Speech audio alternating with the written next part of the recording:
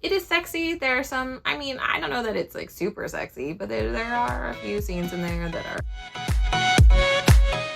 Hey everyone, it is the beginning of February, which means we have a January wrap up to do. So I thought I would share with you what I read in January, and we can skip it or read it. What should we call this? Remove it or read it? I've got to come up with a name for this series, but anyway, so let's start. So, of course, it was January, so I had to read this book, The 10,000 Doors of January, which, if you remember, I think I picked this up in like November. It was in my November TBR list, and I just never read it. I absolutely love this book. 4.5 stars. You know, guys, I really don't give 5 stars to anything. I wonder if that's a problem. I don't know. It just has to really wow me. And I loved Rock, Paper, Scissors, and I still didn't give it 5 stars. Maybe I have an issue. Anyway, The 10,000 Doors of January, I mean, aside from this beautiful cover, is the story about a girl named January who, it's like essentially a portal fantasy, right? People are upset if you look at like some of the other reviews because there's not necessarily a lot of portaling, but she can go through these doors into other worlds, right? I mean, you have to find the door. So essentially the premise is there are doors all around the world that you can go through. And that could be, you know, an actual, just a regular door, or it could just be like an archway. And they're typically hidden, and you have to really search for them. And so it really is a story that follows her as she kind of is coming of age, and really trying to find her place in this world. She is raised by this guy who's like really super rich. Her dad's always out searching for treasure. She doesn't really know who her mom is. And she is biracial, and so she's biracial growing up in the early 1900s, and so there's a little bit of that in there too, focusing on how she navigates the world as someone who is affluent due to this rich guy who's taking care of her. I guess you could consider him like her rich uncle. I don't really know. They're not really related. But even as such, how she is treated by society as, you know, not really like as a human, you know what I mean? And so it's an interesting kind of theme that's an undercurrent throughout that book that was an interesting way an interesting plot point. And then just her trying to find her own voice as a woman, you know, in society, and just coming of age. So it was good. It was sweet. I really liked it. I don't know. I thought the writing was really good. I think Alix did such a great job. It's by Alix Harrow. She has another book out, I think, about witches that I might pick up. But great writing style. I love the ending. I don't know. And usually I'm like a stickler, but I just really liked it. I'll just tell you. Sorry. Okay. On to the next. So for our book club, I don't know if you guys remember, but I think on Instagram. If you're not following me on Instagram, you can follow me here. I do a lot more book stuff there. Not so much music related stuff, but a lot of book stuff. This is The Atmospherians. It's by Alix McElroy. You can see it's kind of like an Instagram cover. If you look at it, that's what it looks like. It is a dark satire, or a dystopian fantasy. All the books this month are fiction. And it's interesting. It has a lot of social commentary on things like cancel culture, the rise and fall of people famous online, you know, influencers, toxic masculinity. There's some eating disorder stuff in there, talking about like beauty standards, but from like the male perspective. But essentially, it's actually pretty funny. So as you look through it, it's about this woman, Sasha, who has had a fall from grace. You know, there's been a troll that has been trolling her online, and so at one point she snaps and she tells him in the comments of her Instagram that the world would be better without him, without people like him, because all he does is troll her and say nasty things to her and all that stuff.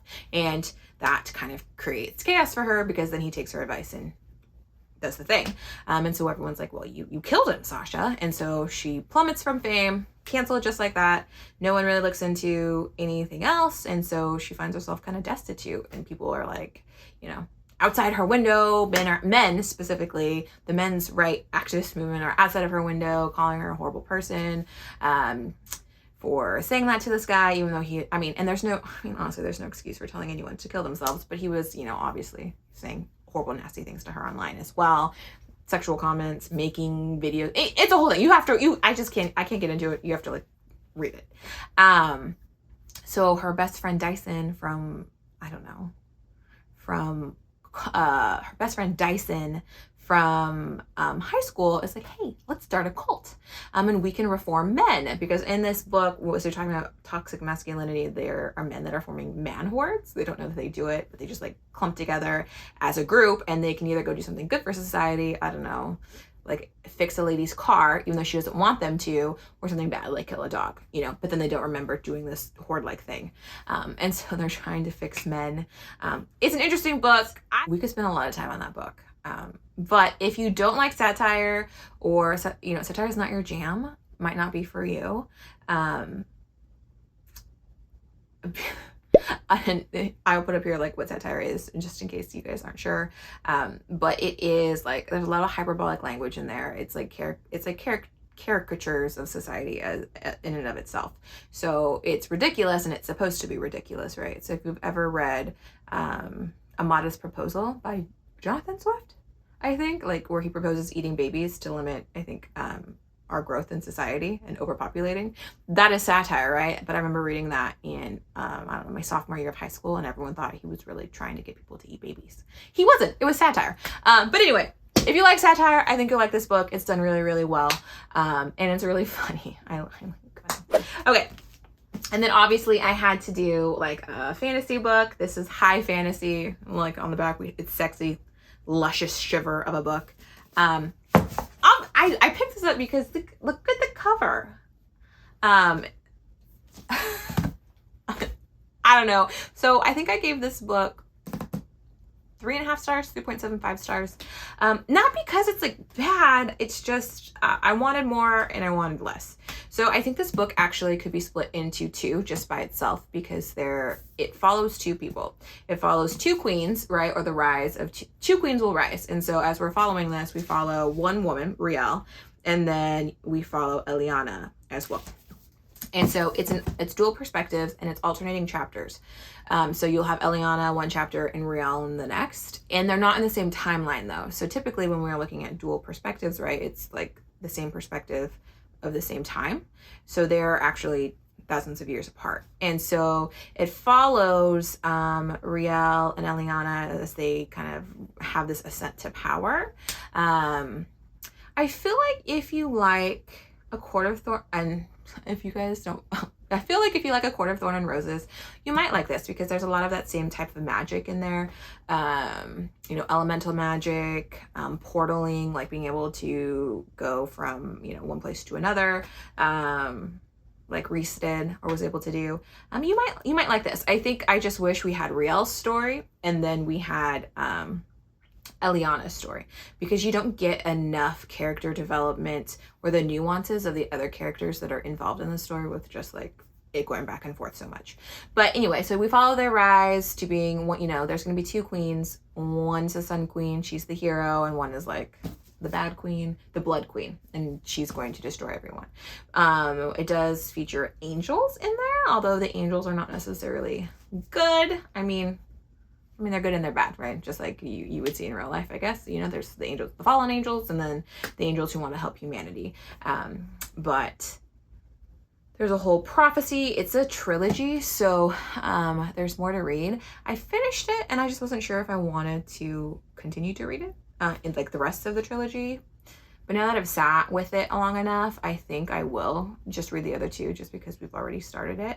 And this is by Claire Legrand, by the way. Sorry, I didn't say that. I don't know. It's just, and I think in the second book, it is also alternating perspectives. And I just hate that. There's so much that I want, like just Eliana. Sometimes I just want to learn more about what Eliana's doing and just go from start to finish and everyone that's in her life.